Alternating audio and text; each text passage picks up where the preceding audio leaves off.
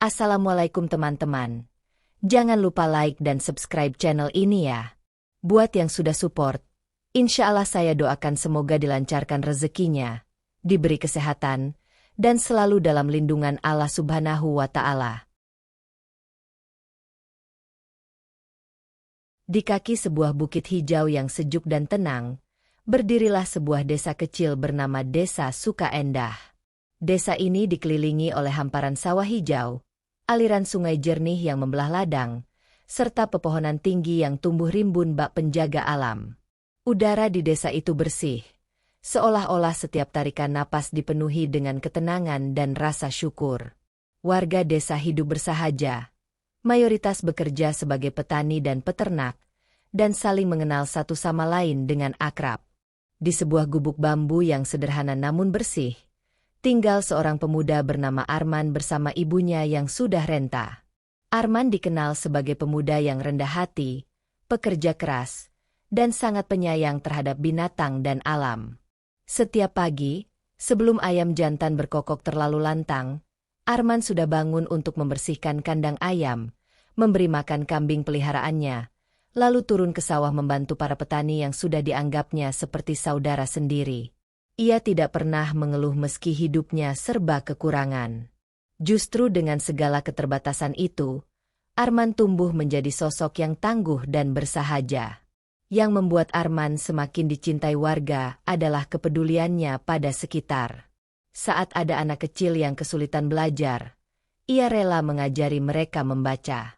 Ketika tetangga sakit dan tidak punya biaya, Arman membantu sebisanya. Bahkan jika itu berarti harus menjual hasil kebunnya sendiri. Di balik senyumannya yang sederhana, tersimpan hati yang besar dan cita-cita yang tinggi. Arman tidak pernah bermimpi menjadi kaya raya. Ia hanya ingin ibunya bahagia dan hidup dengan layak, serta desanya bisa maju dan sejahtera. Namun, di balik ketulusan hatinya, Arman menyimpan rasa yang tidak ia ungkapkan pada siapapun. Rasa itu tumbuh pelan-pelan. Seiring dengan seringnya ia bertemu seorang gadis di pinggir sungai, gadis yang selalu membawa buku dan duduk di atas batu besar di bawah pohon rindang. Gadis itu adalah Sekar, anak satu-satunya dari kepala desa Sukaendah, Pak Darmawan.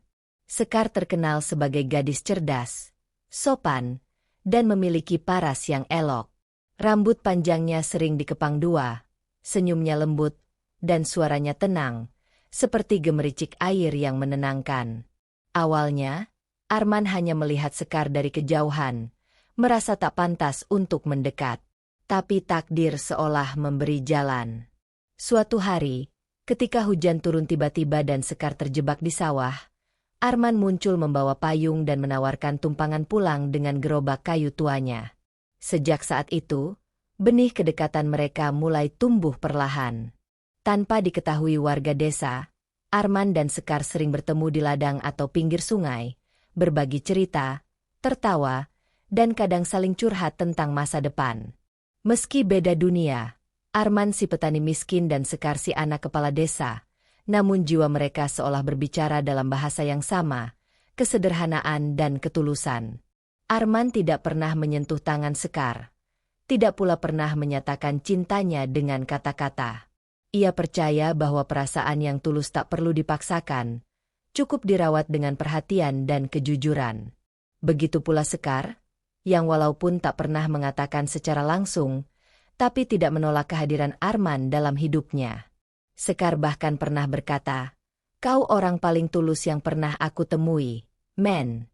Dunia butuh lebih banyak orang sepertimu." Kata-kata itu menancap dalam hati Arman. Ia tak berani berharap terlalu tinggi, tapi dalam diam ia memupuk keyakinan bahwa suatu saat, ia akan datang kepada keluarga Sekar dengan niat baik.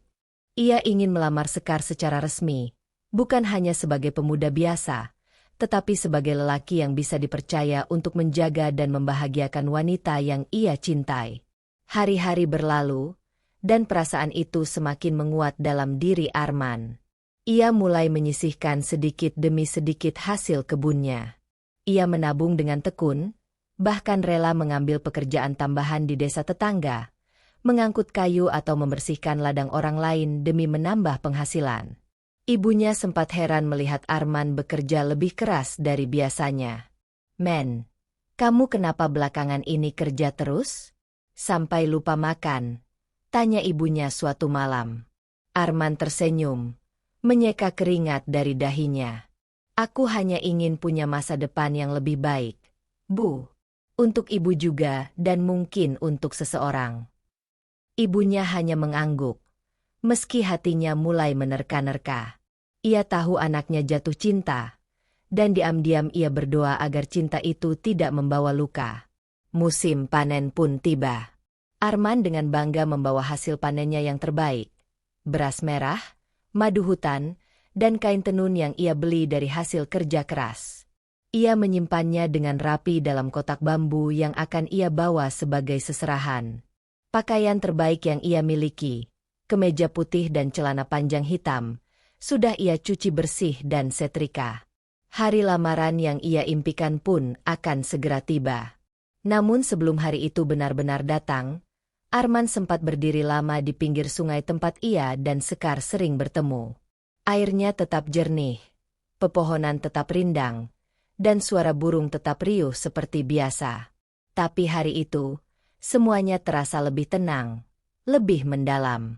Ia menatap langit dan berdoa, "Tuhan, jika aku memang tak pantas untuknya, biarlah ini menjadi pelajaran. Tapi jika aku pantas, izinkan aku memperjuangkannya sampai akhir." Dengan keyakinan penuh, Arman melangkah pulang. Ia tidak tahu apa yang akan terjadi. Ia hanya tahu satu hal. Ia mencintai Sekar dengan cara yang paling murni. Dan ia akan datang bukan sebagai peminta, tapi sebagai lelaki yang berani bertanggung jawab atas perasaannya. Dan begitulah, kisah cinta yang tumbuh di antara ladang dan sungai itu perlahan-lahan menuju titik yang menentukan. Hari-hari penuh harapan dan kerja keras segera menghadapi ujian sesungguhnya. Namun bagi Arman, selama ia jujur pada dirinya sendiri dan tidak pernah mengingkari nilai-nilai yang ia pegang teguh, ia percaya bahwa Tuhan tidak akan pernah menutup jalan bagi niat baik. Episode ini berakhir dengan Arman menatap matahari terbenam dari puncak bukit desanya, memeluk kotak bambu berisi seserahan dengan mata yang berkaca-kaca, bukan karena takut ditolak, tapi karena ia tahu, perjuangannya selama ini bukan tentang diterima atau ditolak, melainkan tentang menjadi pribadi yang lebih berani, lebih kuat, dan lebih tulus. Pagi yang lembut menyambut desa Sukaendah dengan sinar mentari yang hangat menembus celah-celah dedaunan. Kabut tipis masih menggantung di atas sawah, dan embun masih menempel di ujung-ujung rumput. Di tengah ketenangan itu, Arman berjalan menyusuri pematang dengan keranjang rotan berisi ubi dan daun singkong di pundaknya. Ia menyapa warga yang lewat, tersenyum pada anak-anak kecil yang sedang bermain lumpur, dan memberi makan seekor angsa putih yang selalu menunggunya di pinggir sungai. Hidupnya tenang dan penuh rasa syukur, meski jauh dari kata berkecukupan. Namun di balik ketenangan itu, ada sesuatu yang diam-diam mengguncang hatinya, perasaan yang perlahan tapi pasti tumbuh setiap kali ia melihat senyum seorang gadis yang sejak kecil sudah dikenal seluruh warga sebagai bunga desa. Sekar, putri kepala desa Pak Darmawan. Sekar bukan hanya cantik, tapi juga berpendidikan. Ia baru saja menyelesaikan pendidikan di kota dan kembali ke desa untuk membantu ayahnya menjalankan kegiatan masyarakat. Banyak pemuda desa yang mengaguminya, tapi tak ada yang berani mendekat karena status keluarganya yang terpandang. Berbeda dengan yang lain, Arman punya kisahnya sendiri dengan Sekar. Semua berawal dari momen-momen kecil yang tak disangka. Suatu sore, saat Arman tengah memperbaiki tanggul sawah yang jebol akibat hujan semalam, ia melihat Sekar sedang duduk di bawah pohon jati, membaca buku sambil sesekali memetik bunga liar di sekitarnya. Tak lama kemudian, Sekar terpeleset saat hendak mengambil bunga yang tumbuh di tebing sungai. Tanpa pikir panjang, Arman berlari menolongnya. "Terima kasih, Mas Arman," ucap Sekar saat itu dengan napas memburu. Matanya menatap penuh rasa syukur. "Aku kira nggak ada orang di sekitar sini." Arman hanya tersenyum. "Hati-hati lain kali. Di sini licin, apalagi habis hujan." Sejak hari itu, kedekatan mereka tumbuh secara alami. Sekar mulai sering berjalan ke sawah sambil membawa bekal untuk dinikmati di pinggir sungai. Ia tahu Arman akan ada di sana, dan Arman tahu bahwa hati yang selama ini ia simpan diam-diam telah menemukan tempatnya. Mereka berbicara banyak hal, tentang masa kecil, mimpi masa depan, bahkan tentang hal-hal kecil seperti bunga favorit atau cerita rakyat yang diceritakan orang tua mereka. Suatu sore, Sekar bertanya pelan, "Mas Arman, kamu nggak pernah ingin meninggalkan desa ini dan mencari kehidupan yang lebih baik di kota?" Arman menatap aliran sungai sebelum menjawab. "Dulu sempat terpikir. Tapi di sini, semua yang aku cintai ada. Ibu, sawah, dan..." Arman berhenti sebentar, menahan kata terakhirnya, "dan kehidupan yang sederhana tapi penuh makna." Sekar tersenyum kecil, menatap langit. "Aku suka mendengar cara kamu melihat dunia, Mas. Nggak semua orang bisa sebijak itu." Seiring berjalannya waktu, kedekatan mereka mulai tercium oleh beberapa warga. Tapi tak ada yang benar-benar tahu sejauh mana hubungan itu berkembang. Mereka hanya menduga-duga, mengingat status sosial antara Arman dan Sekar seperti langit dan bumi. Namun Arman dan Sekar tetap menjaga batas, tak pernah bersentuhan lebih dari yang sepatutnya, tak pernah memanggil dengan sebutan yang terlalu akrab. Yang ada hanya saling menghargai, mendengarkan, dan memahami. Bagi Arman, setiap momen bersama Sekar adalah berkah. Ia tahu betul bahwa mencintai dalam diam lebih menyakitkan daripada kehilangan. Tapi Arman bukan lelaki pengecut. Ia tidak ingin selamanya sembunyi di balik doa dan harapan.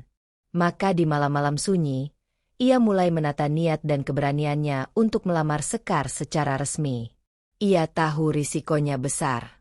Ia sadar betul bagaimana pandangan keluarga Sekar terhadap status sosial dan ekonomi.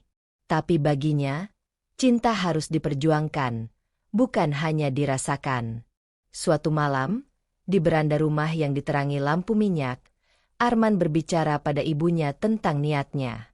Sang ibu terdiam lama, menatap wajah anak satu-satunya dengan mata yang mulai berkaca-kaca. "Kalau kau yakin dengan pilihanmu, ibu akan mendukung," ucap sang ibu dengan suara berat. "Tapi ibu ingin kamu siap untuk apapun yang akan terjadi." Arman mengangguk. "Aku siap, Bu.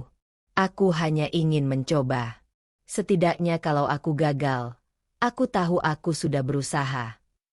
Sejak malam itu, Arman mulai mempersiapkan segalanya.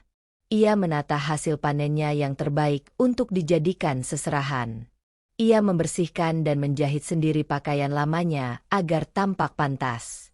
Ia bahkan menabung lebih banyak untuk membeli kain batik sebagai simbol penghormatan pada keluarga Sekar. Hatinya penuh harap, tapi juga penuh kesadaran.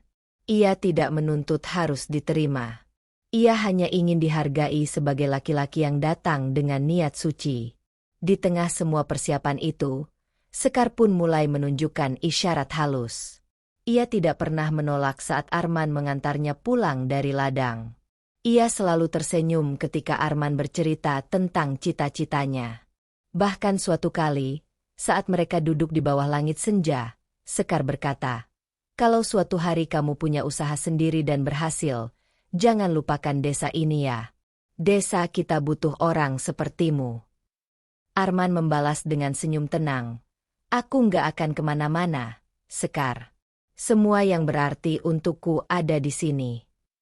Waktu terus bergulir, dan detik demi detik menuju hari penting itu semakin dekat. Arman memantapkan hati. Ia telah berdoa setiap malam, meminta restu dari Sang Pencipta dan dari arwah ayahnya yang telah lama tiada. Ia tidak ingin hanya menjadi lelaki yang mencintai dalam bayangan. Ia ingin dikenal, diakui, dan diberi kesempatan untuk membuktikan bahwa meski ia miskin, ia punya kehormatan dan keberanian. Dan pada pagi hari itu, dengan pakaian terbaik yang ia punya dan seserahan hasil jerih payahnya selama berbulan-bulan, Arman melangkah menuju rumah kepala desa. Jalanan terasa lebih panjang dari biasanya. Setiap langkah seperti menyusun keberanian yang terus diuji oleh bisikan-bisikan takut dan ragu. Tapi tekadnya tidak goyah. Ia bukan lagi Arman si petani muda. Ia datang sebagai Arman, laki-laki yang mencintai dengan sepenuh hati dan bersedia mempertaruhkan harga diri demi memperjuangkan wanita yang ia cintai. Ia tidak tahu bahwa langkahnya hari itu akan mengubah seluruh hidupnya. Matahari pagi perlahan naik dari balik bukit. Sinarnya menghangatkan dedaunan dan membuat embun terakhir di pucuk rumput berkilauan. Desa Sukaendah mulai menggeliat. Ayam jantan berkokok. Suara sapi dari kandang terdengar dari kejauhan, dan para ibu-ibu mulai sibuk menyiapkan sarapan. Tapi di satu rumah sederhana di ujung desa, pagi itu terasa lebih hening dari biasanya. Di rumah itu, Arman tengah duduk diam di depan cermin tua, mengenakan pakaian terbaiknya, kemeja putih bersih yang sudah disetrika dengan rapi, celana panjang hitam yang sedikit kebesaran di pinggang, dan peci hitam polos yang ia beli khusus untuk hari ini. Di hadapannya, ibunya berdiri menatap penuh haru. Wanita renta itu menggenggam tangan Arman dengan gemetar. Matanya berkaca-kaca. "Kamu terlihat gagah. Nak, ayahmu pasti bangga di alam sana." Arman tersenyum kecil, menahan gejolak di dadanya. "Doakan saya, Bu. Saya akan melamar Sekar hari ini. Bismillah." Di punggungnya, ia memanggul kotak bambu berisi seserahan sederhana namun bermakna. Beras merah dari ladang sendiri, madu hutan yang ia panen dari lereng bukit, kain batik yang ia beli dari hasil kerja tambahan, serta sebuah cincin kecil dari perak murni, satu-satunya benda berharga yang ia beli dari hasil menabung selama 8 bulan. Langkah Arman menyusuri jalan desa terasa lambat dan berat. Namun hatinya mantap. Ia menyapa beberapa warga yang lewat, beberapa membalas dengan anggukan pelan, sebagian lainnya memandang heran. Mereka tentu bertanya-tanya mengapa Arman berpakaian begitu rapi pagi-pagi begini. Tapi tak satu pun dari mereka tahu bahwa pemuda sederhana itu sedang melangkah menuju hari paling penting dalam hidupnya. Sesampainya di halaman rumah kepala desa, Arman berdiri sejenak. Rumah itu besar dan megah, dengan pagar kayu yang dipoles mengilap dan halaman luas tempat mobil dinas Pak Darmawan biasa diparkir. Beberapa tamu sudah datang pagi itu, keluarga besar kepala desa, tokoh masyarakat, dan beberapa kerabat dari desa tetangga. Mereka tengah berkumpul di pendopo rumah, mengenakan pakaian resmi dan berbicara dalam nada yang akrab dan penuh wibawa. Arman menarik napas panjang, lalu melangkah masuk dengan senyum sopan. Ia langsung menjadi pusat perhatian. Itu siapa?" bisik seseorang. "Kayak kenal, itu si Arman, anak Bu Sumirah yang tinggal di ujung kampung, kan?" gumam yang lain. Tatapan-tatapan mulai berubah. Ada yang heran, ada yang sinis, dan sebagian tak menyembunyikan cemoohnya. Dengan sopan, Arman berjalan menuju Pak Darmawan yang tengah duduk di kursi utama bersama istrinya. Ia menunduk hormat, lalu memperkenalkan diri. "Assalamualaikum, Pak, Bu.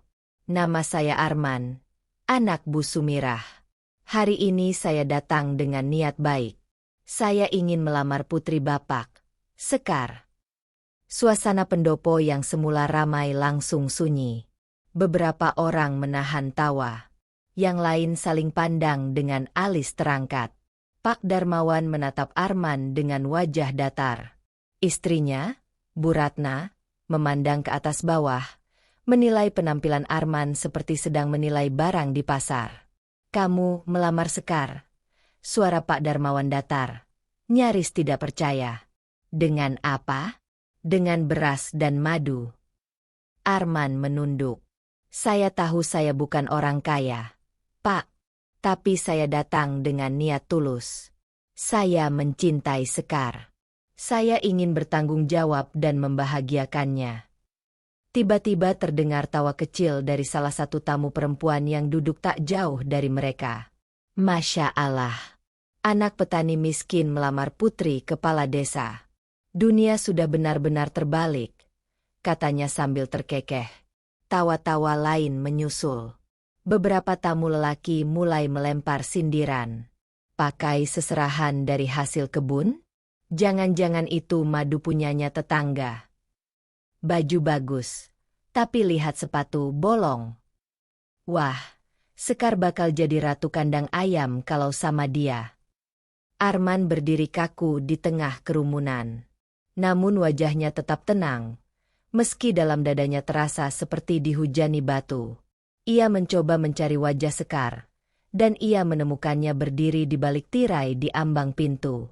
Mata mereka bertemu. Sekar menatap Arman tanpa ekspresi.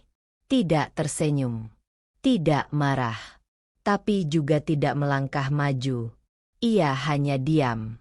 Sekar, panggil Arman dengan lembut, berharap ada keberanian dari gadis itu untuk bersuara. Namun Sekar tetap di tempatnya. Ia tidak maju, tidak membela, tidak berbicara, seolah tak mengenalnya. Pak Darmawan berdiri. Arman, saya tahu kamu pemuda baik, tapi kamu harus tahu tempatmu. Sekar bukan untuk kamu. Jangan mempermalukan dirimu sendiri di depan orang banyak. Kata-kata itu terasa seperti tamparan. Tapi Arman tidak bereaksi kasar. Ia hanya mengangguk pelan, memandang Sekar sekali lagi, lalu berkata pelan, "Baik, Pak. Kalau itu keputusan Bapak dan Sekar, saya mohon pamit." Ia menunduk dalam-dalam, lalu berbalik pergi meninggalkan pendopo, meninggalkan kotak seserahan yang ia bawa, meninggalkan harapan yang selama ini ia pupuk, meninggalkan luka yang diam-diam mengoyak harga dirinya. Namun satu hal yang tidak ia tinggalkan, martabat. Di luar pendopo, angin berhembus pelan. Langit biru masih cerah. Arman melangkah melewati halaman rumah besar itu, kembali menyusuri jalan desa. Tapi kali ini langkahnya tak lagi penuh harap. Ia berjalan pelan dengan wajah yang menunduk, mata yang berkaca-kaca, dan dada yang terasa sesak. Warga yang melihatnya lewat hanya bisa menatap tanpa kata. Beberapa yang tadi ikut menertawakan Arman kini merasa sedikit bersalah. Tapi mereka tetap diam, seperti biasa. Di rumahnya, ibunya menyambut dengan senyuman yang perlahan memudar saat melihat wajah anaknya. Ia tak bertanya apapun. Ia tahu segalanya hanya dari tatapan Arman. Malam itu, Arman duduk di samping kandang ayam, memandang langit yang gelap tanpa bintang. Dadanya masih nyeri, tapi pikirannya sudah mengambil keputusan besar. Ia memandang ibunya, lalu berkata lirih, "Bu, saya mau pergi dari desa ini. Saya harus buktikan, bukan pada mereka, tapi pada diri saya sendiri, bahwa saya bukan pecundang." Sang ibu terdiam, lalu memeluk anaknya erat-erat. Tidak ada air mata, hanya pelukan hangat penuh restu. Dan malam itu, Arman tidur untuk terakhir kalinya di rumahnya yang lama. Esok pagi, ia akan pergi meninggalkan semua, cinta, kenangan, dan luka, demi membangun sesuatu yang jauh lebih besar, harga diri. Pagi itu, embun belum sepenuhnya hilang dari rerumputan ketika Arman meninggalkan desanya. Dengan hanya membawa satu tas lusuh berisi pakaian secukupnya dan sejumlah uang hasil menabung selama bertahun-tahun, ia berjalan melewati jalan-jalan sempit yang dulu ia lalui dengan penuh semangat. Kini, langkah kakinya terasa berat. Bukan karena lelah, tapi karena hatinya masih menanggung luka yang dalam. Hinaan yang diterimanya di hadapan puluhan orang bukan hanya menyayat harga diri, tetapi juga mengubah pandangannya terhadap dunia yang selama ini ia anggap penuh kebaikan. Ia sempat menoleh ke belakang, melihat sekali lagi rumah kecilnya yang sudah mulai pudar di kejauhan. Di depan rumah itu, sang ibu berdiri diam, melambaikan tangan perlahan. Tak ada air mata di wajah Arman. Yang ada hanya tekad. Sebuah tekad yang tak akan bisa dihancurkan oleh tawa sinis, cemoohan, atau pandangan merendahkan. Tujuan pertamanya adalah kota. Ia tidak tahu pasti akan bekerja apa, tinggal di mana, atau siapa yang bisa ia percaya. Ia hanya tahu satu hal, ia tidak boleh kembali ke desa itu sebagai pecundang. Ia harus kembali suatu hari nanti, sebagai pemenang. Setibanya di kota, realitas menghantamnya seperti badai. Jalanan penuh dengan kendaraan yang berisik. Orang-orang berjalan cepat seolah tak punya waktu untuk sekadar saling menyapa. Tak ada lagi udara bersih atau suara jangkrik malam. Arman tersesat di tengah keramaian yang asing. Hari pertama, ia tidur di emperan toko kosong dengan hanya jaket tipis sebagai selimut. Hari kedua, ia kelaparan dan hanya mampu membeli sebungkus nasi kucing dengan uang receh. Namun di tengah semua kesulitan itu, Arman tidak mengeluh. Setiap malam, ia menatap langit dan mengingat wajah ibunya. Ia mengingat luka hatinya saat berdiri di pendopo rumah kepala desa. Ia mengingat mata Sekar yang menatapnya tapi tak bicara sepatah kata pun. Dan dari semua kenangan pahit itu, tumbuhlah sesuatu yang tidak bisa dihancurkan. Semangat. Hari ketiga, ia mencari pekerjaan di pasar. Ia menawarkan diri untuk mengangkat barang, membersihkan kios, bahkan mencuci toilet umum. Tidak ada pekerjaan yang terlalu hina baginya. Yang penting halal. Setelah 2 minggu tidur di emperan dan makan seadanya, Arman akhirnya diterima bekerja di sebuah kios buku bekas milik seorang kakek tua bernama Pak Syukur. Kakek itu tak banyak bicara, tapi memberi Arman tempat tidur di gudang belakang dan makanan sederhana setiap hari. Di toko buku itulah, kehidupan Arman mulai berubah perlahan. Di sela-sela waktu luang, ia mulai membaca buku-buku yang dijual, tentang bisnis kecil, pengelolaan keuangan, bahkan tentang motivasi diri. Arman mulai mencatat, belajar, dan merenung. Ia menyadari bahwa dunia luas ini bisa ditaklukkan bukan dengan modal besar, tapi dengan tekad dan ilmu. Pak Syukur, walau pendiam, melihat ketekunan Arman dan mulai menyukai pemuda itu. Suatu malam, Pak Syukur menegurnya. "Nak, kenapa kamu begitu rajin baca buku bisnis? Kamu mau jadi pengusaha?" Arman mengangguk pelan. "Saya nggak punya apa-apa, Pak. Tapi saya punya mimpi. Dan saya ingin membuktikan bahwa saya bisa berhasil, meski saya hanya anak petani miskin."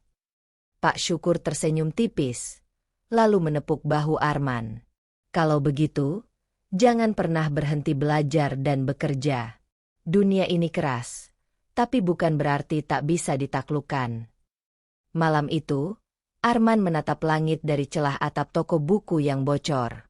Ia mengingat kembali suara tawa orang-orang saat ia melamar Sekar. Ia mengingat tamparan kata-kata Pak Darmawan yang menyebutnya tak tahu malu. Dan semua itu bukan lagi luka, tapi bahan bakar.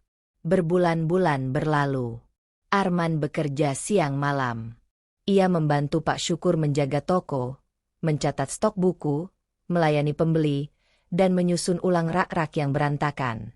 Sambil bekerja, ia terus belajar tentang dunia digital dan pemasaran online. Dari sebuah ponsel bekas yang dibelikan Pak Syukur, ia mulai mengenal media sosial dan platform jual-beli. Lalu, sebuah ide sederhana muncul. Bagaimana jika ia menjual buku-buku bekas secara online? Banyak buku langka di toko itu yang masih bagus, tapi tak dikenal orang.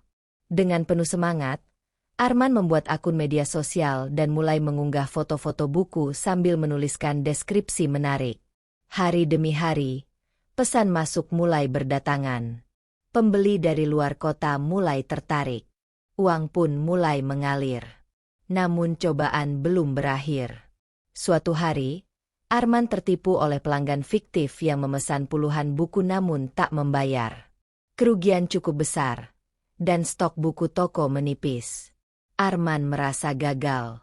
Tapi alih-alih menyerah, ia memohon pada Pak Syukur untuk memberinya satu kesempatan lagi. Ia menawarkan diri untuk berjualan keliling dengan sepeda tua, membawa beberapa buku sambil menawarkan cerita dan inspirasi kepada siapapun yang ia temui. Dan tak disangka, justru cara itu yang membuat orang mulai mengenalnya.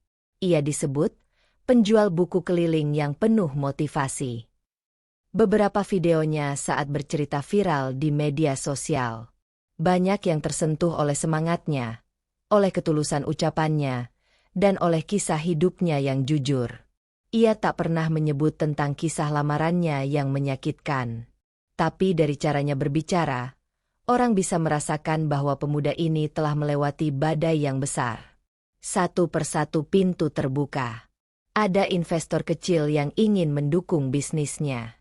Ia pun mulai membuat platform sendiri untuk menjual produk, bukan hanya buku bekas, tapi juga hasil-hasil kerajinan desa yang selama ini tak pernah dilirik.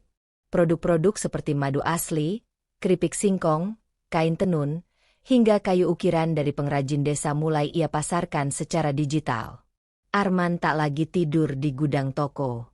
Ia kini menyewa kamar kecil tapi layak. Ia menyisihkan uang untuk mengirim kepada ibunya setiap bulan. Tapi satu hal yang tidak pernah ia lupakan, tujuannya. Ia tahu, hari itu akan tiba. Hari ketika ia kembali ke desa bukan sebagai pemuda yang ditertawakan, tapi sebagai seseorang yang membungkam semuanya, dengan prestasi, bukan kemarahan. 5 tahun lagi. Ia berjanji dalam hati. 5 tahun sejak hari lamaran itu. Ia akan kembali. Dan saat itu tiba, seluruh desa akan tahu siapa Arman sebenarnya. 5 tahun telah berlalu. Waktu berlari seperti kuda liar tanpa tali. Kota yang dulu asing kini telah menjadi rumah bagi Arman. Ia bukan lagi pemuda kurus lusuh yang tertatih mencari makan di emperan toko. Kini ia berdiri gagah sebagai pengusaha muda sukses yang dikenal luas sebagai pelopor gerakan digitalisasi produk-produk lokal. Bermula dari toko buku bekas dan sepeda tua, Arman berhasil membangun sebuah platform digital bernama Rantau Rasa. Platform itu menghubungkan para petani, pengrajin, dan pelaku UMKM dari desa-desa ke pasar yang lebih luas, nasional bahkan internasional. Produk-produk seperti madu murni, anyaman bambu, kopi organik, keripik singkong, hingga batik tulis laris manis melalui kanal daring. Ia memberdayakan ratusan petani dan pengrajin di berbagai daerah, dan semuanya berawal dari rasa sakit yang ia ubah menjadi kekuatan. Pak Syukur, sang pemilik toko buku tempat Arman dulu bekerja, kini telah tiada. Sebelum mengembuskan napas terakhirnya, ia sempat memegang tangan Arman dan berkata, "Mimpimu sudah di depan mata, nak. Tapi jangan lupakan, bukan kesuksesan yang membuatmu besar, tapi caramu bertahan dalam luka." Ucapan itu melekat di hati Arman, menjadi kompas moral dalam setiap langkah. Meskipun banyak investor datang dengan tawaran menggiurkan, Arman tetap berpegang pada nilai, membantu sesama dan membangun dari bawah, bukan sekadar mengejar keuntungan. Kini ia punya kantor kecil yang nyaman, tim kerja yang solid, dan kendaraan pribadi. Namun, satu hal yang belum berubah, kamar sewanya masih sederhana, makan malamnya tetap nasi tahu tempe. Baginya, kesederhanaan adalah pengingat akan siapa dirinya dan dari mana ia berasal.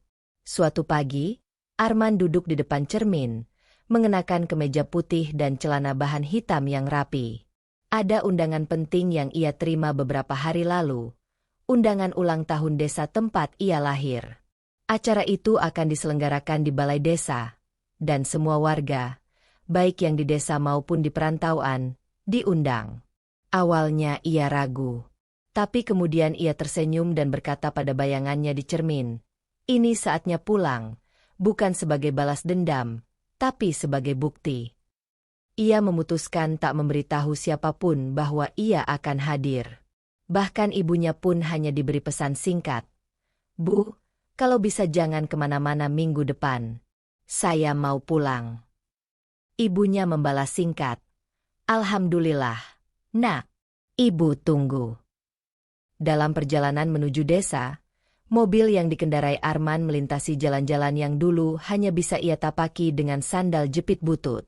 Kini ia melewati tempat-tempat yang menyimpan kenangan, warung kecil tempat ia sering berhutang, sungai tempat ia mandi, dan ladang tempat ia dan ibunya bekerja memetik cabai. Ketika sampai di gerbang desa, banyak warga yang berdiri berjajar menyambut para perantau yang pulang. Beberapa naik mobil mewah, sebagian lainnya datang dengan rombongan. Namun, Kedatangan Arman tidak langsung disadari.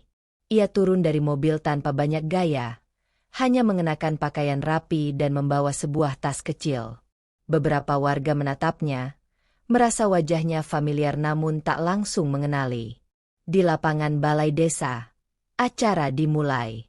Kepala desa baru, karena Pak Darmawan telah pensiun, membuka acara dengan pidato sambutan.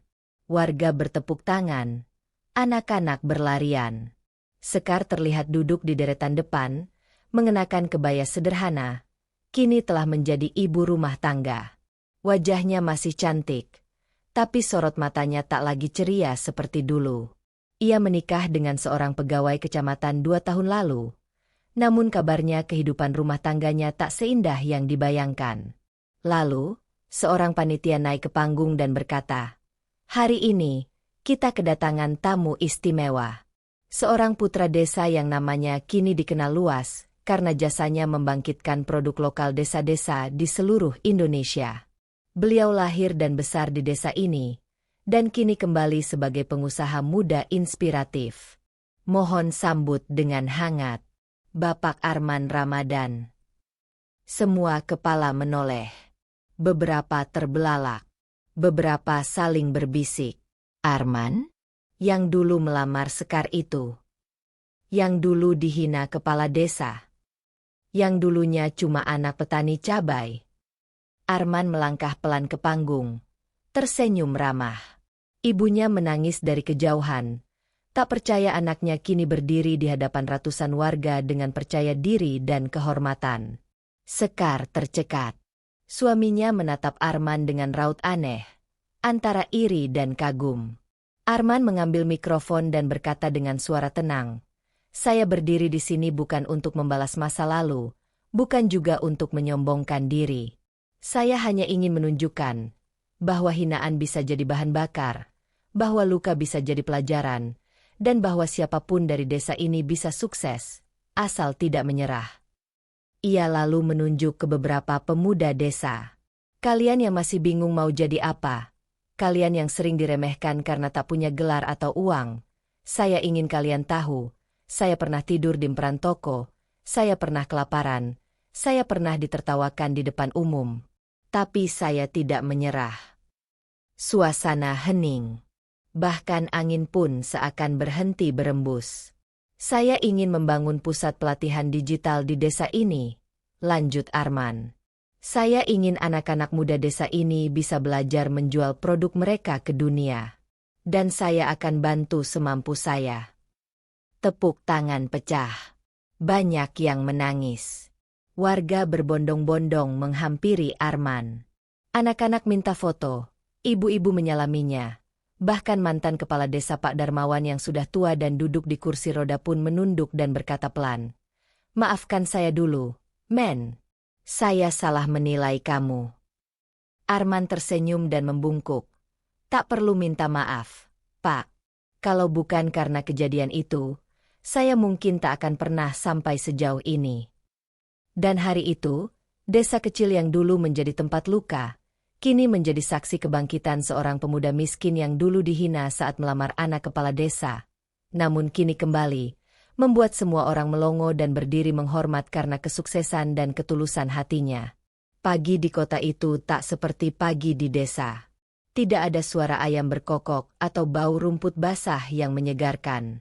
Yang terdengar hanya deru kendaraan dan langkah orang-orang yang terburu-buru menuju kehidupan masing-masing. Arman berdiri di pinggir jalan, memeluk tas lusuh yang ia bawa dari desa. Matanya menatap langit yang abu-abu, dan dadanya sesak. Hari itu adalah hari pertama ia memulai hidup barunya, sebagai perantau tanpa arah, tanpa siapa-siapa, hanya bermodal tekad dan sisa uang Rp150.000 di sakunya. Selama 2 minggu pertama, Arman tidur di musala kecil di pinggiran kota. Ia membantu membersihkan halaman dan menyapu lantai setiap pagi agar tetap diizinkan bermalam. Siang hari, ia keliling mencari pekerjaan. Seringkali ditolak, bahkan dihina. Tapi tekadnya lebih keras dari kenyataan. Hingga suatu hari, nasib membawanya ke sebuah toko buku tua yang dipenuhi debu dan rak-rak kayu reot. Toko itu sepi pembeli, namun suasananya menenangkan. Pemiliknya, seorang kakek tua bernama Pak Syukur, memperhatikannya dari balik meja kasir. "Kau butuh kerja?" tanya kakek itu dengan suara serak. Arman mengangguk cepat. "Apa saja, Pak? Saya bisa bersih-bersih, angkat barang, jaga toko." Pak Syukur menatapnya beberapa saat sebelum berkata, "Kalau kau sanggup datang tiap pagi sebelum toko buka dan bersedia tidur di gudang belakang, kau bisa mulai besok." Dan sejak hari itu, toko buku kecil itu menjadi tempat bernaung bagi Arman. Ia menyapu, merapikan buku-buku, mengantarkan pesanan, bahkan membantu membuatkan kopi untuk pelanggan yang datang. Malam hari, ia tidur di atas kasur tipis di gudang dengan tumpukan kardus di sekelilingnya. Tapi baginya, itu jauh lebih nyaman daripada bangku taman. Pak Syukur bukan hanya majikan, tetapi juga guru kehidupan. Ia mengenalkan Arman pada banyak buku, biografi tokoh-tokoh besar, buku motivasi, dan kisah sukses para pejuang hidup. Setiap malam, Arman melahap halaman demi halaman. Buku menjadi teman terbaiknya. Dari sanalah ia belajar tentang bisnis, pemasaran, dan pentingnya kejujuran. Namun hidup tak selamanya tenang. Suatu malam, seorang pria datang ke toko dan menawarkan Arman peluang bisnis. "Ada produk herbal dari desa, bisa kau jual di kota. Modal kecil, untung besar," katanya meyakinkan. Arman tergoda. Ia memakai seluruh tabungannya, bahkan meminjam sedikit dari Pak Syukur. Awalnya terlihat menjanjikan. Ia berhasil menjual beberapa produk ke pasar-pasar tradisional. Tapi 2 minggu kemudian, pemasoknya menghilang. Produk yang dikirim ternyata ilegal dan mengandung bahan terlarang. Arman nyaris dipolisikan oleh pembeli. Untunglah ia cepat bertindak, menarik kembali semua produk dan mengembalikan uang pelanggan semampunya. Hari itu, ia terduduk lemas di trotoar. Wajahnya pucat, dompetnya kosong. "Bodoh, kenapa aku gampang percaya?" gumamnya lirih. Ia kembali ke toko dalam keadaan lunglai, bersiap diusir. Tapi Pak Syukur hanya menepuk pundaknya. "Kesalahan pertama bukan dosa, Nak. Tapi kalau kau menyerah karena satu kesalahan, itu barulah kegagalan sejati," ucap si kakek bijak. Kata-kata itu membangkitkan kembali semangat dalam dada Arman. Ia mulai dari nol lagi. Kali ini lebih hati-hati, lebih sabar. Ia tak lagi percaya janji manis orang asing. Ia memilih memulai bisnis kecil-kecilan, menjual buku bekas secara daring. Ia memotret buku-buku lama dari toko, mengunggahnya ke media sosial, dan menjualnya dengan harga terjangkau. Pelan tapi pasti, pesanan mulai datang. Lambat laun, Arman mulai mengenali selera pasar. Ia tak hanya menjual buku, tapi juga mulai membuat ringkasan isi buku, memberikan saran bacaan, dan bahkan menulis kutipan-kutipan motivasi dari buku-buku yang ia baca.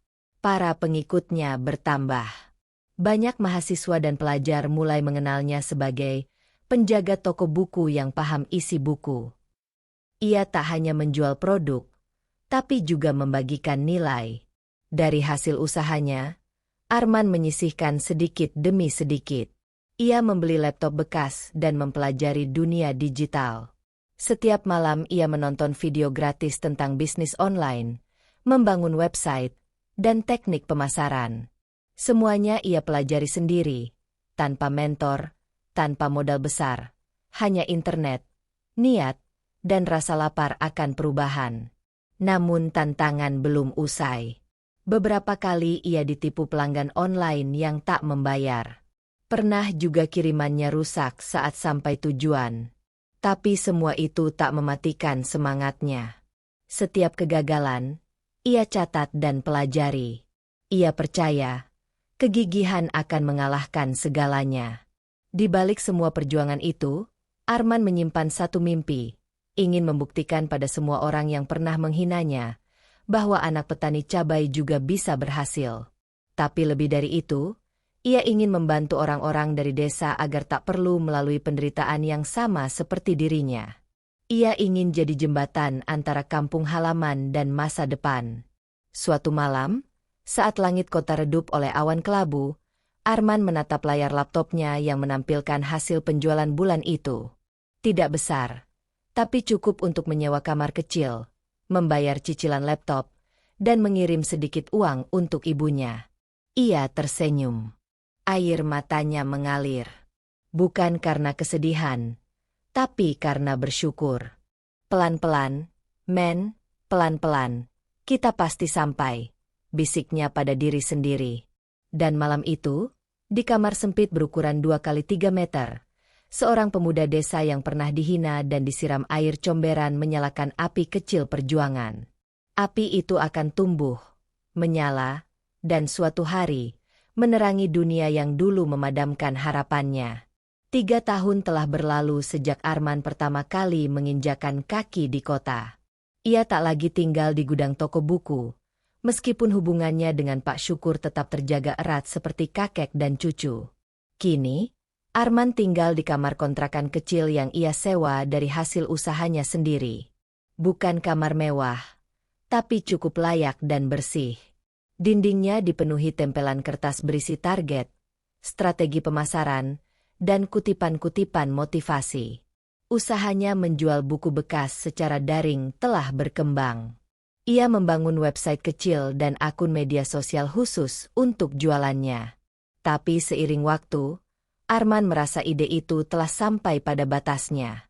Ia harus melangkah lebih jauh. Ia ingat betul bagaimana banyak produk desa di kampungnya sangat berkualitas. Kopi robusta, kerajinan bambu, abon ikan, dan banyak lagi, namun hanya berakhir di pasar lokal dengan harga yang tak sepadan. Dari situ muncullah ide yang mengubah segalanya. Aku harus jadi jembatan antara desa dan dunia digital, gumamnya suatu malam. Dengan modal yang sangat terbatas dan bekal pengetahuan dari internet serta pengalaman pahit manisnya berbisnis, Arman memulai platform kecil-kecilan, menjual produk-produk lokal dari desa ke kota lewat internet. Ia menghubungi para pengrajin di kampungnya, termasuk ayah angkatnya di desa tetangga, yang masih aktif membuat sabun herbal dan minuman rempah tradisional. Arman membeli produk mereka dalam jumlah kecil, memotret dengan rapi, menulis deskripsi yang menarik, dan memajangnya di website sederhana yang ia bangun sendiri. Awalnya, tak ada yang beli. Bahkan beberapa kiriman kembali karena alamat salah atau pembeli tak membayar. Tapi ia tak menyerah. Ia terus memperbaiki kualitas kontennya, mengoptimalkan SEO-nya, dan memperbaiki pelayanan. Yang membuat Arman menonjol adalah satu hal sederhana, kejujuran. Ia selalu mencantumkan dengan jujur asal produk, kandungan, siapa pembuatnya, dan proses produksinya. Ketika ada barang yang cacat, ia kirimkan ulang tanpa minta tambahan ongkos. Ia tidak mengambil untung besar. Perlahan tapi pasti, pembeli mulai percaya. Testimoni positif pun berdatangan. Seorang pelanggan menulis, produk Arman mungkin sederhana, tapi pelayanan dan kejujurannya luar biasa. Aku merasa membeli dari orang yang benar-benar peduli. Setiap testimoni itu dicetak Arman dan ditempel di dinding kamarnya. Itu bukan sekadar pujian, tapi pengingat bahwa langkah kecil dengan niat tulus akan membawa hasil besar. Arman juga memanfaatkan media sosial secara cerdas. Ia tidak hanya mempromosikan produk, tapi juga menceritakan kisah di balik produk tersebut. Misalnya, tentang Pak Rohim, pengrajin anyaman bambu yang buta huruf tapi mampu menghasilkan karya luar biasa. Atau Bu Lilis, ibu tunggal pembuat kopi bubuk yang anaknya kuliah karena hasil jualan. Cerita-cerita itu menyentuh hati banyak orang. Dengan strategi itu, jumlah pengikutnya meningkat drastis. Bahkan beberapa influencer mulai tertarik membantunya secara sukarela. Mereka membeli produk Arman dan membuat ulasan, bukan karena dibayar, tapi karena tersentuh oleh perjuangannya. Satu hal yang tetap Arman jaga adalah identitasnya. Ia tak pernah memajang wajah di akun bisnisnya. Ia hanya menuliskan inisial, Admin A. Banyak yang penasaran siapa dia sebenarnya. Tapi bagi Arman, fokusnya bukan popularitas, melainkan dampak. Dari keuntungan yang mulai stabil, Arman mulai mempekerjakan 2 orang pemuda yang ia temui di musala tempat ia dulu tidur. Keduanya senang, sebab baru saja keluar dari panti rehabilitasi dan tak diterima bekerja di mana-mana. Selama kamu mau jujur dan kerja keras, kamu punya tempat di sini, kata Arman. Kini ruang kontrakannya disulap menjadi gudang kecil. Ada rak produk, komputer sederhana, dan printer. Arman bekerja dari subuh hingga tengah malam, melayani pembeli, membalas pesan, memantau pengiriman, bahkan ikut mengemas produk bersama tim kecilnya. Tak ada kata lelah baginya. Ia tahu, ini adalah masa menyemai benih. Suatu hari, seorang pelanggan dari luar negeri menghubunginya. Wanita itu adalah diaspora Indonesia yang tinggal di Jerman dan ingin memesan beberapa produk rempah. Arman menyanggupi. Ia belajar tata cara ekspor kecil-kecilan dan menyelesaikan dokumennya dengan penuh ketelitian. Pesanan itu menjadi gerbang. Seminggu kemudian, wanita itu mengirim pesan video yang membuat Arman menitikkan air mata. Terima kasih, Mas A. Produk rempah dari kampung halaman ini mengobati rinduku pada Indonesia. Saya doakan usahamu sukses dan membawa manfaat untuk banyak orang. Arman terdiam lama. Bukan karena senang dapat cuan dari luar negeri, tapi karena ia menyadari, mimpinya makin dekat. Ia bukan sekadar penjual, tapi penghubung. Jembatan antara orang desa yang penuh potensi dan dunia yang lebih luas.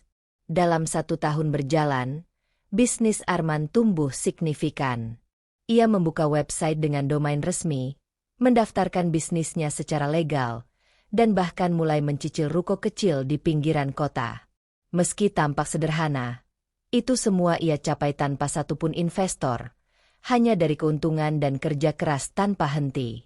Media lokal mulai melirik.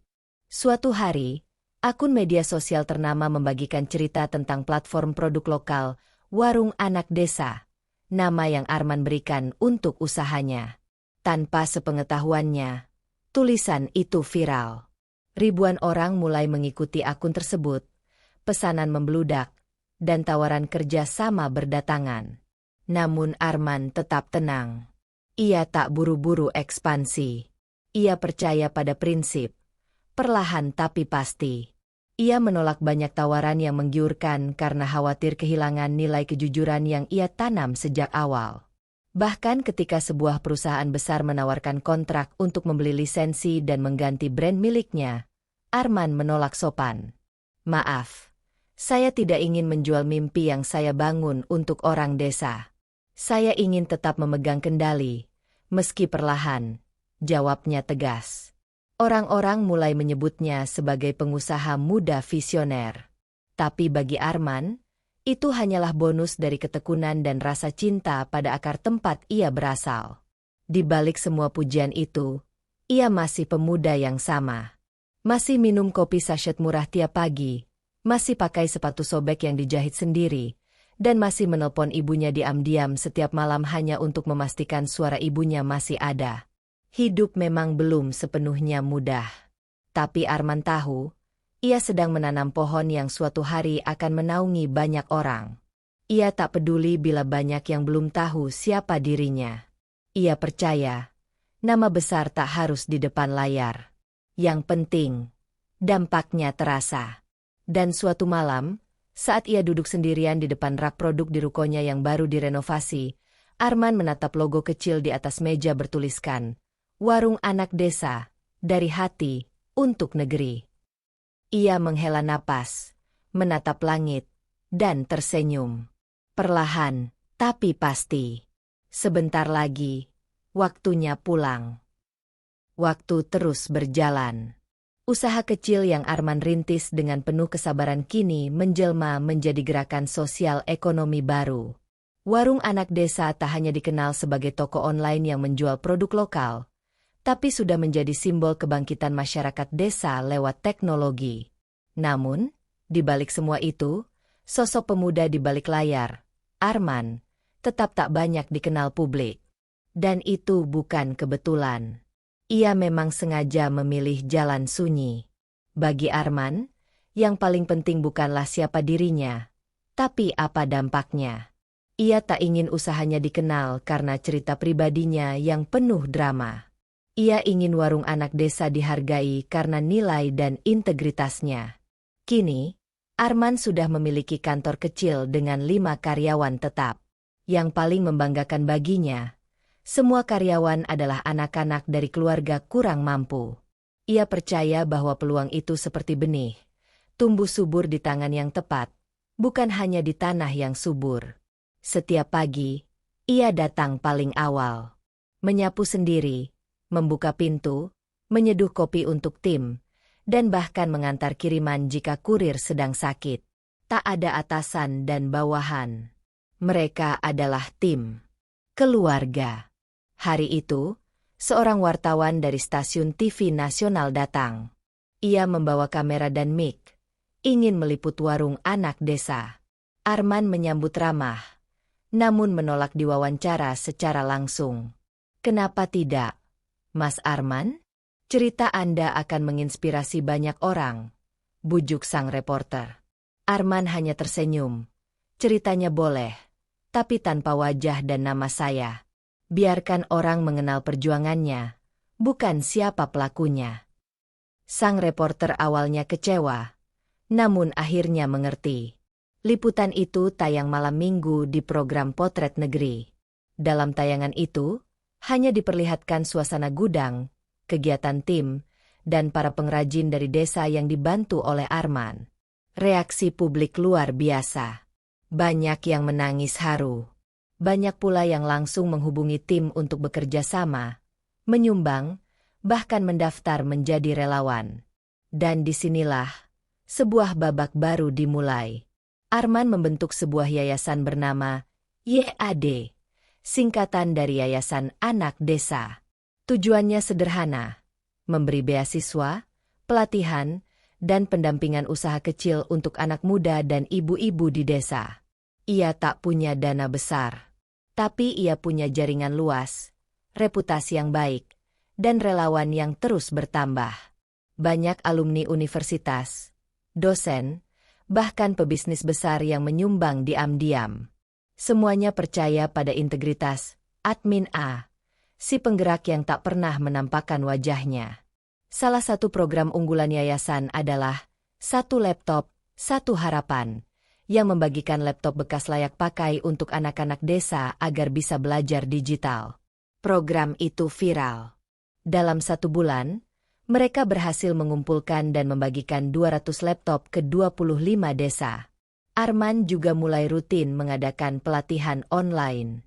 Materinya sederhana. Cara jualan online, mengelola uang, menulis konten, dan menjaga kepercayaan pelanggan. Yang luar biasa, pelatihan itu bukan dibawakan olehnya sendiri. Ia memberi ruang untuk para penerima manfaat terdahulu yang kini mulai sukses, agar mereka ikut berbagi. Biarkan mereka yang sudah naik tangga, melemparkan tali untuk yang masih di bawah, kata Arman di salah satu sesi koordinasi tim. Meski semua berjalan baik, Arman tak pernah lengah. Ia tahu dunia digital penuh godaan. Popularitas, uang cepat, tawaran iklan besar, bahkan bujukan untuk menggandeng investor asing. Tapi ia selalu kembali pada niat awal, memberdayakan, bukan menjual mimpi. Suatu malam, saat ia sedang menulis laporan tahunan yayasan di ruang kerjanya yang tenang, masuklah sebuah email dari seseorang yang tak asing. Dimas, anak kepala desa yang dulu menolaknya mentah-mentah. Dimas kini bekerja di perusahaan besar yang bergerak di bidang distribusi logistik. Isi emailnya sopan, penuh basa-basi, lalu mengarah pada penawaran kerjasama. Kami tertarik membantu distribusi produk warung anak desa ke luar Jawa dengan harga khusus. Kami juga ingin menjadi sponsor tetap yayasan Anda. Apakah Anda bersedia bertemu langsung untuk membahasnya? Arman terdiam. Bukan karena kesal. Bukan pula karena ingin membalas masa lalu. Tapi karena di saat itulah, ia sadar bahwa hidup telah membawanya ke titik di mana ia punya kuasa untuk memilih. Menoleh ke masa lalu dan memeluk luka, atau melangkah ke masa depan dan memeluk kesempatan. Ia membalas email itu keesokan harinya. Terima kasih atas tawarannya.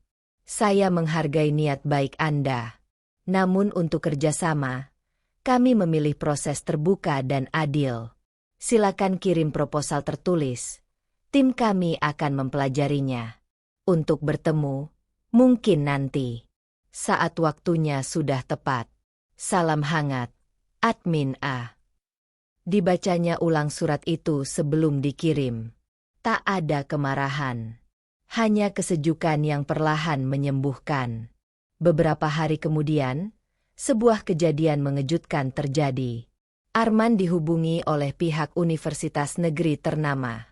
Mereka mengundangnya sebagai pembicara utama dalam seminar nasional bertema digitalisasi dan pemberdayaan desa. Arman tertegun. Ia bukan sarjana. Bahkan dulu tak tamat kuliah. Tapi kini, ia diminta bicara di depan rektor, dosen, dan ribuan mahasiswa? Apakah saya pantas? Batinnya sempat ragu. Tapi setelah berdiskusi dengan tim, ia memutuskan hadir. Namun dengan satu syarat, ia tetap tak ingin wajah dan identitasnya diumumkan. Ia akan tampil memakai masker dan topi, serta hanya menggunakan inisial. Hari seminar pun tiba. Di tengah aula besar, berdiri seorang pria sederhana. Mengenakan kemeja putih polos, celana bahan hitam, topi kain, dan masker hitam. Tak ada yang tahu itu Arman. Tapi saat ia mulai bicara, semua terdiam. Nama saya Admin A. Saya bukan sarjana. Saya bukan pemilik perusahaan besar. Saya hanya anak desa yang mencoba jujur dalam membantu orang-orang seperti saya. Selama 30 menit, ia berbicara tanpa teks. Tentang perjalanan dari lantai gudang berdebu, tentang mimpinya menjadi jembatan antara kampung dan dunia digital, tentang bagaimana kejujuran lebih ampuh dari iklan, dan tentang keyakinan bahwa masa depan Indonesia lahir dari desa, bukan dari layar. Di akhir pidato, seluruh hadirin berdiri dan bertepuk tangan. Bahkan rektor menangis dan berkata, "Hari ini, saya belajar lebih banyak dari seseorang yang tidak punya gelar, tapi punya jiwa besar." Setelah itu, Arman pergi diam-diam. Ia tak tinggal untuk makan siang atau foto bersama. Ia kembali ke gudangnya. Duduk di depan laptop, menyusun jadwal pengiriman produk, dan membalas pesan dari pelanggan baru yang ingin membeli kerajinan dari desa Mandala. Malam harinya, ia menerima pesan dari seseorang yang dulu pernah menatapnya dengan jijik, Pak Kades Darto. Isinya singkat. "Nak, andai waktu bisa kuputar, aku ingin mencabut semua kata-kataku 5 tahun lalu. Jika kau tak keberatan, bolehkah aku mengundangmu kembali ke desa? Bukan untuk melamar anakku, tapi untuk memberi semangat pada para pemuda yang dulu seperti kamu. Kami menunggumu di balai desa." Arman memandangi layar ponselnya lama. Lalu, ia tersenyum kecil. Sebuah senyum yang tak sombong, juga tak puas, tapi penuh pengertian. Sebab ia tahu, perjalanan belum selesai. Tapi satu hal pasti, ia bukan lagi anak muda miskin yang dipermalukan. Ia kini adalah bintang yang bersinar di balik layar, dengan cahaya yang menembus batas. Pagi itu, langit di desa Mandala cerah tak biasa. Angin berembus pelan, dan burung-burung berkicau riang dari balik pohon jati yang menghijau. Di balai desa, suasana mulai ramai. Warga berdatangan, sebagian duduk di kursi panjang yang telah disiapkan, sebagian lagi berdiri sambil bertanya-tanya. "Ada apa sih?" Katanya ada tamu istimewa. "Iya, Pak Kades sendiri yang ngumumin," katanya seseorang yang pernah tinggal di desa ini. Namun tak satu pun dari mereka menduga bahwa hari itu akan menjadi salah satu hari paling bersejarah dalam hidup mereka. Pak Darto, sang kepala desa, berdiri di depan mimbar dengan jas abu-abu dan sarung tenun khas Mandala. Di sebelahnya duduk istrinya, Bu Sari, dan putrinya, Rani, yang kini sudah menjadi guru TK di desa. Wajah mereka tampak gugup, entah karena malu, bangga, atau campur aduk keduanya. Assalamualaikum warahmatullahi wabarakatuh. Suara Pak Darto menggema di pengeras suara. Warga menyimak dengan saksama. Hari ini, kita kedatangan seorang tamu istimewa. Ia pernah tinggal di desa ini. Ia pernah ditertawakan, diremehkan bahkan oleh saya sendiri. Desir angin sejenak berhenti. Beberapa orang saling menatap, mulai menebak-nebak. Namun hari ini, ia kembali bukan sebagai orang yang sama. Ia datang dengan cahaya, dengan pencapaian yang membuat banyak kota besar pun bergetar. Bukan karena kekayaannya, tapi karena hatinya. Pak Darto menghela napas dalam-dalam. 5 tahun lalu saya menolak lamarannya untuk putri saya, karena saya anggap dia tidak pantas. Hari ini, biarlah saya yang berdiri menyambutnya, dan meminta maaf atas kesombongan masa lalu saya. Seluruh warga terpaku. Rani tertunduk dalam diam. Ia tahu siapa yang dimaksud, tapi hatinya tak siap menghadapi kenyataan yang akan datang. Lalu, dari kejauhan, sebuah mobil hitam sederhana namun elegan melintas pelan. Di belakangnya, 2 mobil bak terbuka membawa dus-dus besar dengan tulisan Warung Anak Desa, dan stiker kecil bertuliskan, YAD. Mobil itu berhenti persis di depan balai desa. Pintu terbuka. Dan dari dalam, muncul sosok pria tinggi, berkemeja putih sederhana, celana hitam, dengan ransel kecil di punggungnya. Ia mengenakan topi dan masker hitam. Tapi tatapan matanya, tenang, tajam, bersahaja, langsung membuat semua orang yang hadir membeku. Arman. Ia berjalan pelan ke arah panggung. Tak membawa pengawal. Tak ada rombongan wartawan. Hanya dirinya sendiri. Seperti dulu saat ia datang melamar Rani. Namun kali ini, setiap langkahnya menggetarkan. Seorang ibu tua di barisan belakang berbisik. Itu Arman, ya? Ya Allah. Dia berubah banget. Pak Darto langsung turun dari mimbar dan menyalami Arman sambil membungkuk. Sebuah pemandangan yang membuat semua warga terdiam kaget. Seorang kepala desa, dulu begitu sombong, kini menunduk memberi hormat pada pemuda yang dulu dianggap tak layak. Maafkan saya, Nak. 5 tahun lalu saya buta, ucap Pak Darto lirih namun jelas. Arman melepas maskernya. Senyumnya tetap seperti dulu. Hangat, jujur, dan tak menyimpan dendam. Bapak tidak salah. Saya saja yang belum cukup layak waktu itu. Jawabnya tenang. Ia naik ke panggung dan mengambil mic. Suasana hening. Saudara-saudaraku, 5 tahun lalu saya pergi dari desa ini dengan luka, tapi juga dengan harapan. Saya tidak ingin membalas siapapun. Saya hanya ingin pulang dengan sesuatu yang bisa saya bagi. Dari truk yang datang bersamanya, tim Arman mulai menurunkan ratusan dus berisi alat sekolah, sembako, laptop, dan alat-alat pertanian. Arman melanjutkan, saya dan tim kecil kami dari Yayasan Anak Desa membawa sedikit bantuan. Tidak banyak. Tapi saya harap ini bisa membuka jalan untuk desa kita tumbuh bersama. Tepuk tangan pecah. Ibu-ibu menitikkan air mata. Seorang kakek yang dulu sering melihat Arman membawa gerobak es dawet, kini berdiri dan berteriak. Kami bangga padamu, men. Arman turun dari panggung dan mulai menyalami warga satu persatu. Tak ada jarak. Tak ada sikap sombong. Ia bahkan sempat duduk sebentar di warung kecil di samping balai desa dan memesan es dawet, minuman yang dulu ia jual sendiri. Rani berjalan pelan mendekatinya. Pandangan mereka bertemu. Ada kehangatan yang tak bisa dijelaskan. Selamat datang kembali, ucap Rani pelan.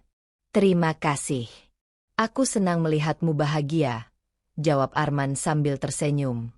Dan aku bangga, meski dulu aku terlalu diam untuk memperjuangkanmu. Arman mengangguk. Tak ada penyesalan, hanya rasa syukur. Ia lalu memberikan amplop kecil berisi surat kepada Rani. Ini bukan lamaran, hanya undangan untuk menjadi mentor relawan pendidikan di yayasan kami. Kalau kamu bersedia. Rani membuka surat itu perlahan. Di dalamnya ada program untuk membangun kelas digital gratis bagi anak-anak desa. Nama programnya, Kelas Rani. Air mata tak bisa ia tahan. Aku bersedia. Hari itu, Desa Mandala tak hanya menyambut kepulangan Arman. Mereka menyambut sebuah era baru, di mana pemuda yang dulu dihina, kini kembali bukan untuk balas dendam, tapi untuk membangun. Malamnya, di rumah tua tempat Arman dulu tinggal, kini berdiri rumah belajar Mandala, dengan lampu-lampu kecil menyala terang dan suara tawa anak-anak belajar coding lewat laptop hibah. Di pojok rumah itu, Arman duduk sendiri, menatap langit. Di genggamannya, ada foto almarhum ibunya yang dulu selalu menyemangatinya untuk sabar. Ibu. Arman pulang. Dan kali ini, tak ada lagi yang tertawa karena hinaan. Mereka tertawa karena harapan. Pagi keesokan harinya, suasana di Balai Desa Mandala masih hangat oleh percakapan tentang kepulangan Arman. Warga desa tak henti-henti membicarakan betapa luar biasanya perubahan pemuda itu. Bahkan di warung kopi Mainah, obrolan tentang Arman menjadi topik utama. Men itu sekarang udah kayak orang kota beneran ya. Ya Allah, siapa sangka yang dulu jualan es keliling, sekarang bawa mobil dan tim kerja. Tapi ya, dia tetap rendah hati. Lihat saja, dia duduk makan di warung, ngopi bareng warga, enggak sombong. Namun, tidak semua hati tenang mendengar berita ini. Di rumah kepala desa, Rani duduk termenung di beranda belakang sambil memegang surat dari Arman. Di pojok kertas itu, ada tulisan tangan Arman, untuk semua anak-anak desa yang pernah punya mimpi tapi kehilangan arah. Dia lebih dari sekadar hebat, bisik Rani pelan. Sementara itu, Pak Darto duduk di ruang tamu rumahnya, mengenakan baju batik dan peci, menatap keluar jendela dengan raut yang campur aduk. Ada rasa malu, kagum, dan sesal yang terus menghantui. Tiba-tiba, suara mobil berhenti di depan rumah. Seorang staf berpakaian rapi mengetuk pintu. Selamat pagi, Pak Darto. Bapak Arman meminta saya menyampaikan undangan resmi untuk pertemuan makan malam tertutup malam ini. Hanya beberapa tokoh desa dan keluarga kepala desa yang diundang. Pak Darto menerima undangan itu dengan tangan sedikit gemetar. Di bagian bawah surat tertulis, "Terima kasih telah mengizinkan saya dulu tinggal di desa ini, meski bukan dengan tangan terbuka. Saya ingin mengajak Bapak dan keluarga berdiskusi tentang masa depan desa." Malam harinya, di sebuah villa sederhana milik yayasan yang baru saja disewa Arman di pinggir desa, hidangan khas Sunda telah disajikan rapi. Makanan tersaji dalam tampah, lengkap dengan ikan asin, sambal, dan nasi liwet. Pak Darto datang bersama istrinya dan Rani. Mereka disambut langsung oleh Arman yang kini mengenakan batik biru muda dan senyum hangat seperti biasa. Ia tidak duduk di kursi paling tinggi, melainkan di tengah-tengah tamu, sama seperti yang lain. "Saya ingin malam ini menjadi malam berbagi dan menyusun masa depan," ucap Arman membuka pembicaraan. Obrolan pun berjalan hangat. Arman memaparkan rencana membangun pusat pelatihan wirausaha desa, PPWD, yaitu tempat para pemuda bisa belajar keahlian seperti digital marketing, desain, pengelolaan UMKM, pertanian modern, hingga pelatihan ekspor produk desa. Semua akan saya biayai dari yayasan, tanpa Rp1 pun beban untuk desa. Tapi saya tidak ingin ini menjadi proyek saya. Saya ingin ini jadi milik warga. Karena saya tidak membangun ini untuk nama saya, Tapi untuk mereka yang seperti saya dulu, tak punya siapa-siapa tapi punya mimpi besar. Suasana hening. Semua yang hadir menunduk dengan rasa haru. Arman, suara Pak Darto lirih. Apa kamu masih marah pada saya dan keluarga saya? Arman menatapnya lembut. Kalau saya marah, Pak, saya tidak akan kembali. Tapi saya kembali karena saya mencintai desa ini.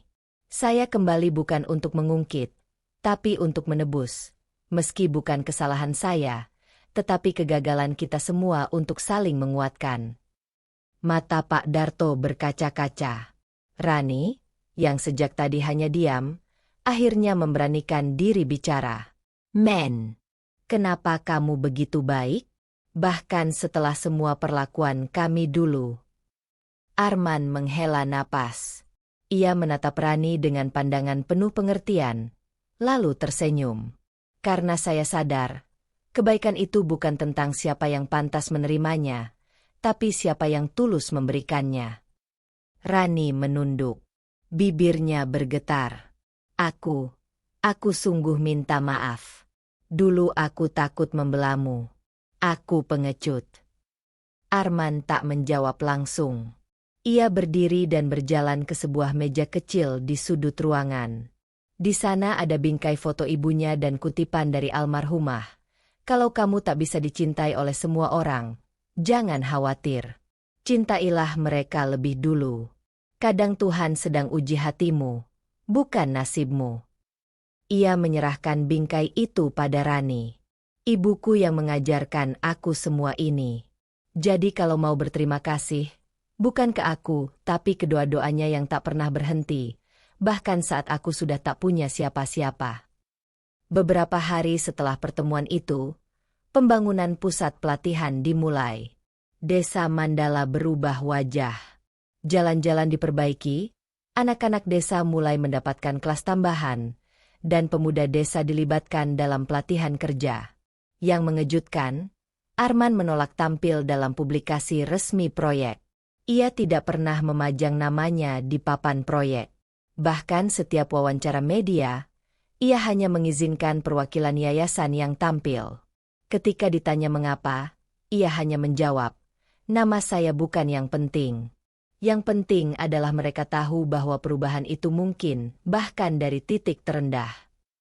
Warga desa pun perlahan menyadari, Arman bukan hanya kaya harta.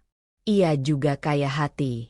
Rani tetap aktif membantu di kelas-kelas literasi anak-anak. Tapi setiap hari, ia tahu, hatinya telah kalah. Bukan karena cinta yang tak bisa kembali, tapi karena seseorang telah menjadi terlalu tinggi untuk ia gapai, bukan oleh kekayaan, tapi oleh keteladanan. Dan Arman? Ia tetap berjalan di jalan yang dulu. Jalan yang membuatnya sakit. Jalan yang pernah menghinanya.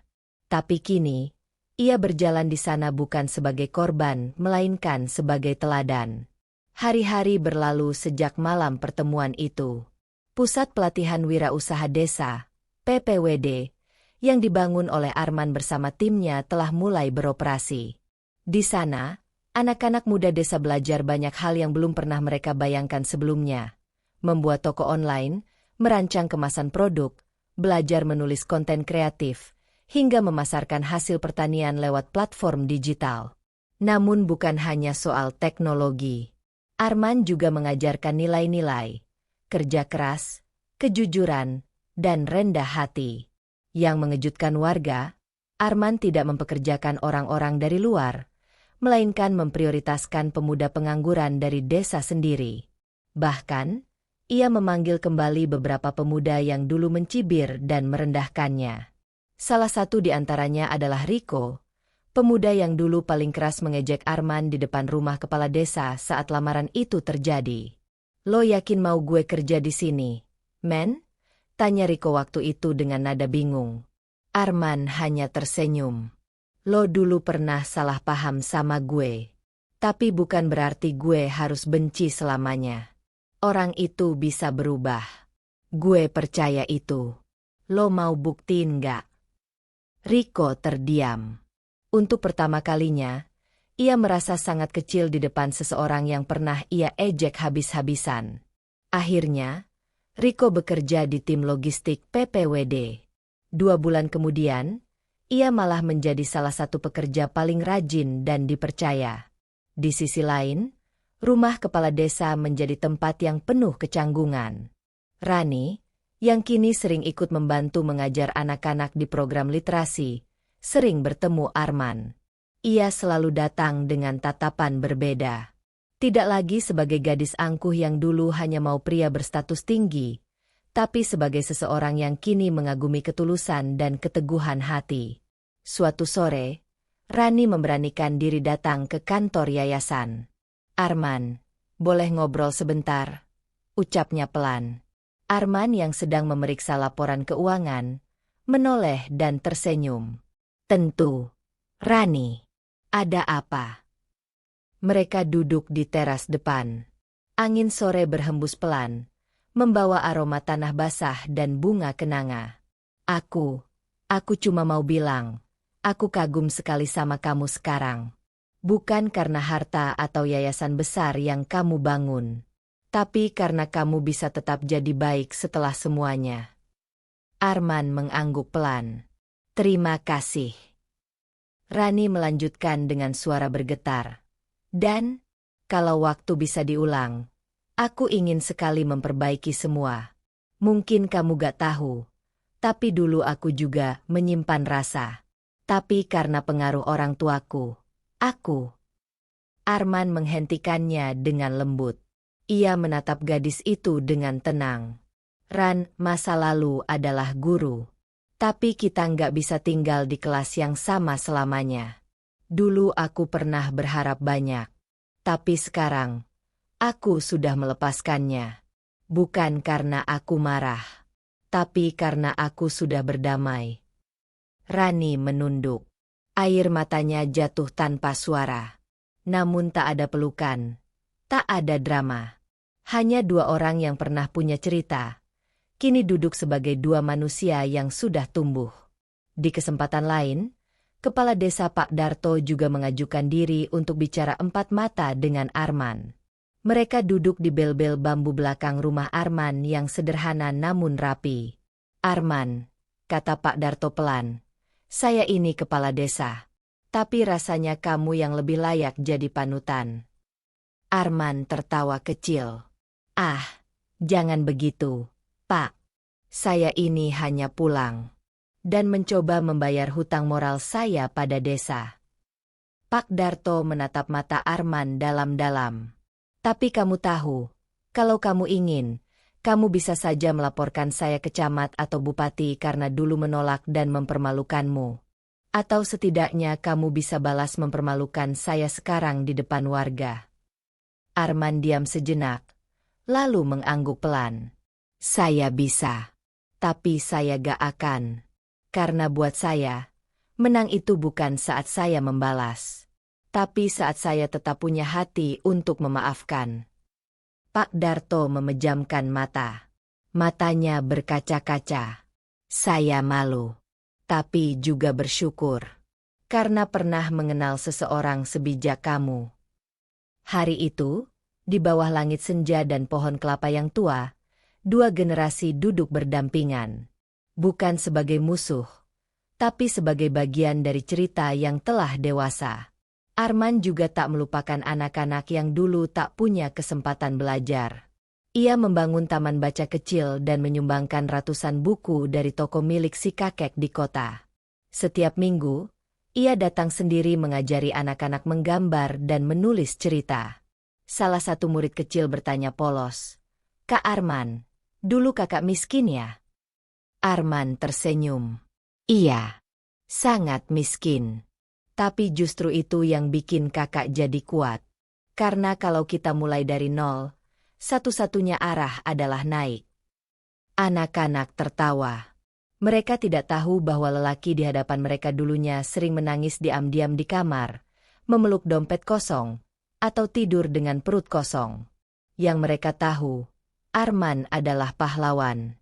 Tapi Arman tahu betul, pahlawan sejati tidak perlu disanjung. cukup dikenang oleh mereka yang terselamatkan. Dan di suatu malam, saat seluruh desa berkumpul di alun-alun untuk peresmian pusat pelatihan Mandala Muda, Arman berdiri di atas panggung. Ia diminta menyampaikan sepatah dua patah kata. Semua mata tertuju padanya. Namun ia berkata, "Saya tidak akan lama bicara. Saya hanya ingin berkata, jangan pernah menganggap rendah seseorang hanya karena ia miskin. Karena kemiskinan bukan kutukan, tapi kadang jalan Tuhan untuk menguatkan." Seluruh warga berdiri dan bertepuk tangan. Tidak hanya karena pidatonya, tapi karena mereka tahu, kata-kata itu keluar dari seseorang yang pernah dijatuhkan, namun memilih untuk bangkit bukan demi dirinya, tapi demi mereka semua. Langit pagi di desa Mandala tampak lebih cerah dari biasanya. Udara yang segar, burung-burung yang berkicau riang, dan anak-anak yang bermain di sekitar taman baca baru, semuanya menciptakan suasana yang seolah menyambut sesuatu yang istimewa. Warga desa, satu persatu berdatangan ke alun-alun. Pakaian terbaik mereka dikenakan hari ini bukan untuk pesta pernikahan atau perayaan panen, melainkan untuk menyaksikan seremoni perpisahan seorang pemuda yang telah mengubah segalanya. Ya, hari itu adalah hari di mana Arman, pemuda yang dulu dihina, ditertawakan, bahkan dicaci di hadapan umum, akan kembali melanjutkan perjuangannya di luar desa, meninggalkan sebuah jejak yang tak akan pernah terlupakan. Tenda sederhana telah berdiri di tengah lapangan. Di bawahnya, puluhan pemuda dan pemudi desa yang kini menjadi staf di yayasan yang dibangunnya, duduk bersisian. Di antara mereka, terlihat Riko yang kini mengenakan kemeja putih bersih dengan wajah percaya diri. Juga Pak Darto, kepala desa, yang hari ini tidak hanya hadir sebagai tamu, tapi sebagai sosok yang bangga telah diberi kesempatan kedua oleh Arman. Arman menaiki panggung kecil yang dibangun dari papan kayu dan dikelilingi bunga-bunga dari kebun warga. Ia mengenakan kemeja biru muda, celana panjang hitam, dan senyum hangat seperti biasa. Tidak ada kesan ingin pamer. Tidak ada mobil mewah diparkir di belakang panggung. Semua dibuat sederhana, karena itulah jiwanya. Ia memandang seluruh warga. Matanya menangkap wajah-wajah yang dulu sinis, kini dipenuhi rasa hormat. Ia tidak melihat musuh. Ia melihat masa lalunya yang telah membentuk dirinya. "Assalamualaikum warahmatullahi wabarakatuh," ucap Arman memulai pidatonya. Suasana hening. Semua menyimak. Waktu 5 tahun lalu, saya meninggalkan desa ini bukan dengan kepala tegak. Saya pergi dalam keadaan hancur, malu, dan terpuruk. Tapi hari ini, saya berdiri di sini bukan untuk menunjukkan bahwa saya telah menang. Tapi karena saya ingin semua orang di sini tahu bahwa kita semua bisa bangkit. Beberapa ibu-ibu menyeka air mata. Beberapa anak muda menunduk, merasa tersentuh. Pak Darto sendiri meneteskan air mata tanpa malu-malu. "Saya bukan siapa-siapa. Saya bukan anak pejabat. Saya bukan lulusan luar negeri.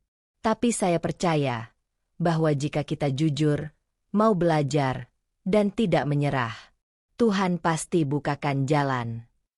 Ia menghela napas sejenak, lalu melanjutkan, "Saya akan kembali ke kota untuk mengembangkan yayasan ini lebih luas.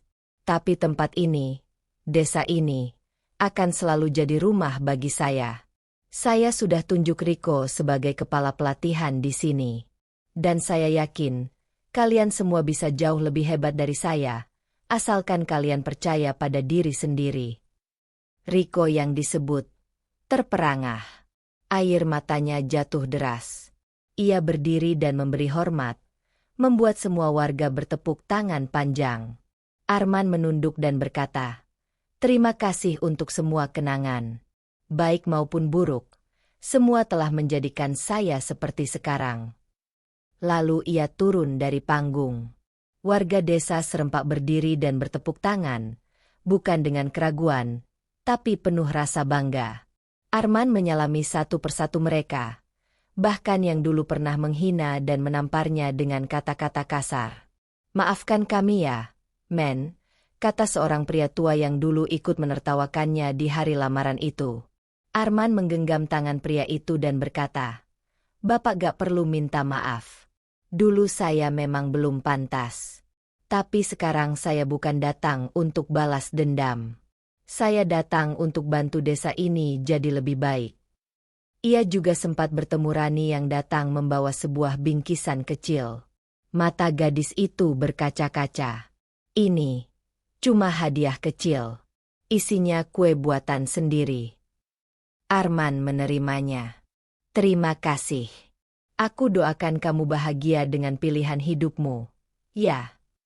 Rani menggigit bibirnya. Ingin bicara lebih banyak, tapi tahu, semua sudah selesai. Arman bukan untuknya, dan ia pun sudah menerima kenyataan itu dengan ikhlas. Mobil hitam sederhana telah menunggu di pinggir lapangan. Beberapa staf yayasan ikut menemani Arman. Sebelum naik, Arman menoleh sekali lagi ke arah warga desa yang masih melambaikan tangan. "Kita akan bertemu lagi. Tapi bukan sebagai Arman yang kembali, melainkan kalian yang maju," katanya sambil tersenyum. Mobil pun melaju perlahan. Dari kaca jendela, Arman melihat desa kecil itu mengecil di kejauhan. Tapi di hatinya, justru desa itu terasa lebih besar dari sebelumnya, karena ia telah meninggalkan sesuatu yang tak terlihat namun begitu berarti, harapan. 2 tahun kemudian, Desa Mandala masuk ke dalam liputan khusus salah satu stasiun TV nasional. Judulnya, "Dari Hinaan Jadi Inspirasi, Jejak Seorang Pemuda Desa yang Mengubah Dunia." Kamera menyorot taman baca, pusat pelatihan, dan produk-produk lokal yang kini sudah dikirim ke seluruh Indonesia. Warga desa kini mampu menafkahi keluarga dengan usaha digital. Banyak anak muda yang tak lagi pergi merantau, tapi justru merintis bisnis di kampung sendiri. Dan di bagian akhir tayangan itu, wajah Arman muncul. Ia kini duduk di ruang kantornya di Jakarta, memimpin jaringan yayasan bernama Pelita Nusantara, yang membina lebih dari 100 desa di seluruh Indonesia. Reporter bertanya, "Pak Arman, apa kemenangan terbesar Anda selama ini?" Arman menjawab pelan, "Kemenangan terbesar saya? Bukan jumlah uang. Bukan pujian. Tapi saat saya bisa tersenyum pada orang yang pernah merendahkan saya, dan berkata dalam hati, 'Terima kasih, kalian telah membuat saya lebih kuat.'"